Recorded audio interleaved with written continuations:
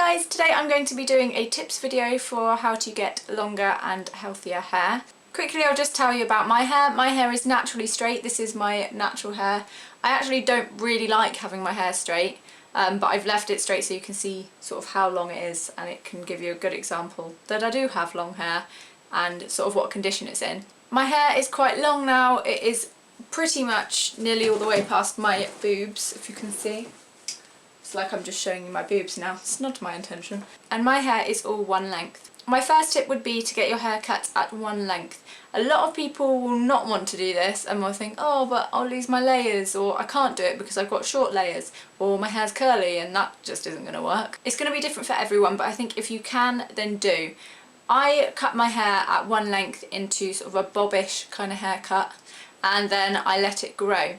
And ever since then I haven't had any layers put in. The only things I've done is I've sort of had fringes cut in and little bits around my face, and that's fine, but generally I've kept all my hair one length. And the reason I've done that is because it means your hair gets tangled a lot less because the layers aren't getting clung onto each other and knotting up as much, and it's just a lot easier to manage. People are doing weird things outside. My second tip, and the second thing I did, was I grew out all of my hair dye.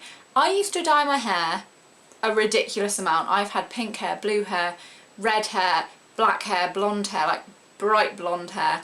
I have dyed my hair many colours. But what I did was I dyed my hair back to its natural colour, which is sort of a browny, blondie kind of colour, and then I just let it grow out. This did absolute wonders for my hair. It meant it just didn't have as much damage. It grew a lot faster. It also meant that when I dyed my hair this colour, it had a much better base, if that makes sense. Because I didn't have a lot of dye in my hair, I had a little bit in the ends from where I had grown it out, but generally across the board I didn't have a lot of dye in my hair at all. So when I put this colour on, it reacted a lot better and I got a better even coverage. So my kind of idea was that I would cut my hair short, I would let it all grow out naturally, and then I would style it and mess around with it when it was the length I wanted it to be. Along with my last point, if you're growing out your hair, obviously you're not going to be using hair dyes.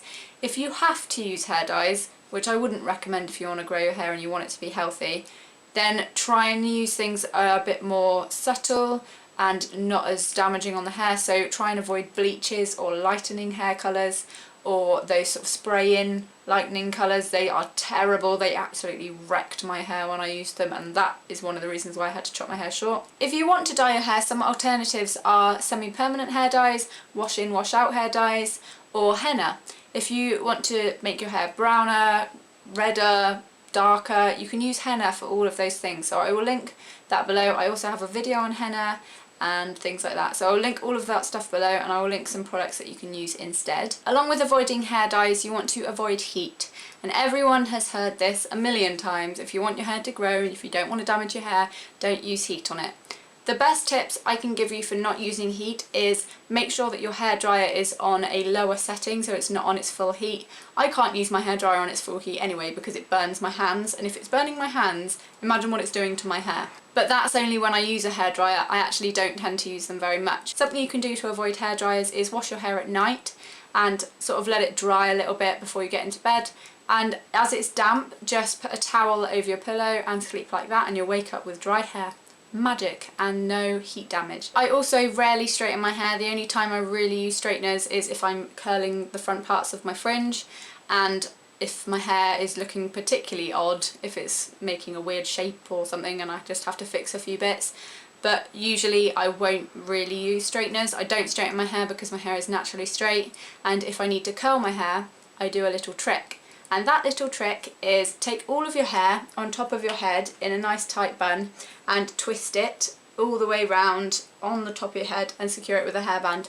When you wake up, take it out and you have bouncy waves. You can do it with little buns, so sometimes I will do 4 little buns across my head. You can also plait your hair if you want wavy hair in the morning. If you have to use heat on your hair, try and use a protectant. One I really like is the Label M protein spray, which is very expensive, but I tend to get this for my birthday or Christmas because I just don't really want to spend that much on a hair product. But it is great, and it's really helped with growing my hair and keeping it strong. Where do we get to? My next tip, though you might think it a strange one, is avoid washing your hair too much. When you wash your hair, you wash out all of the natural oils and the nutrients in your hair that your hair has spent ages building up in the lovely grease that we get at the top of our hair. No one wants greasy hair. I don't want greasy hair, which is why I use dry shampoo a lot.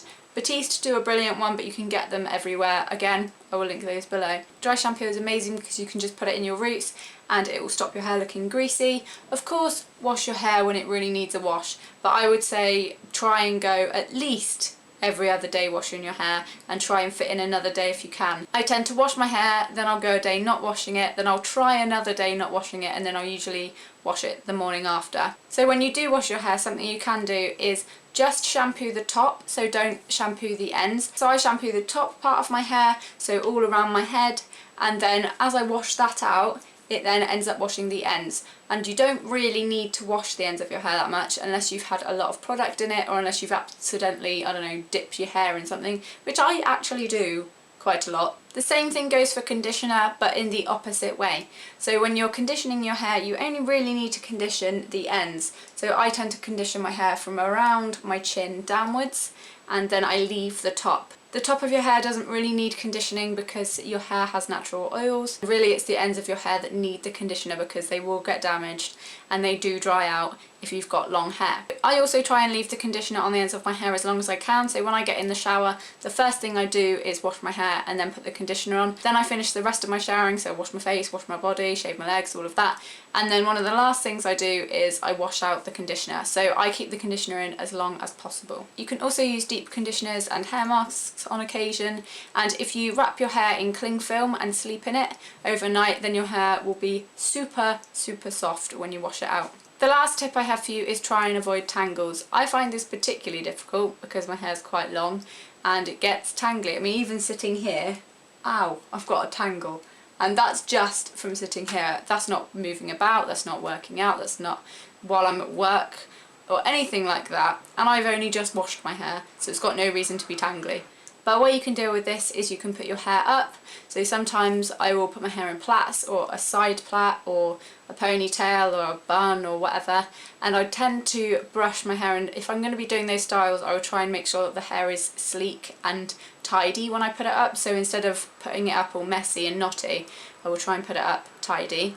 Also, brush your hair in the morning and brush your hair before you shower. How are you going to wash your hair if your hair is full of tangles and knots? I just don't understand people that do it. Brush your hair before bed, because if you're sleeping on your hair, especially if it's down, you're only going to create more tangles. But with all this brushing comes a risk of breakage. But something that really helps that is this, and this is a tangle teaser. I love tangle teasers. I've mentioned them in a million hair videos. I think in every hair video I talk about, I mention one of these because they're brilliant. They are little hairbrushes in a weird sort of shape, and they come in all kinds of colours. You can get them in Boots, Superdrug, you can get them online. I will link them below.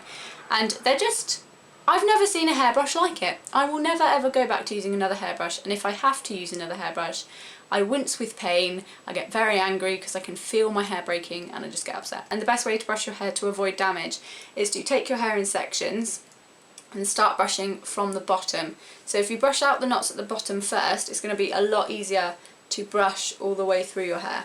Whereas if you're taking your brush from up here, you're brushing the knots down and you're creating a big knot party at the end of your hair. Wow, knot party. Did I just say that? I did just say that. If you're dragging knots down from the top of your hair to the bottom of your hair, you're only creating bigger knots that are harder to get rid of, and then what's going to happen is you're going to yank through the ends of your hair and you're just going to break all of the ends, which are the most fragile part of your hair. So just be careful. Don't yank your hair around. Oh, I feel slightly out of breath after talking a lot. So that is it for this video. I hope you found that helpful. Comment below and let me know if you have any other tips for getting long hair. Have you grown your hair long?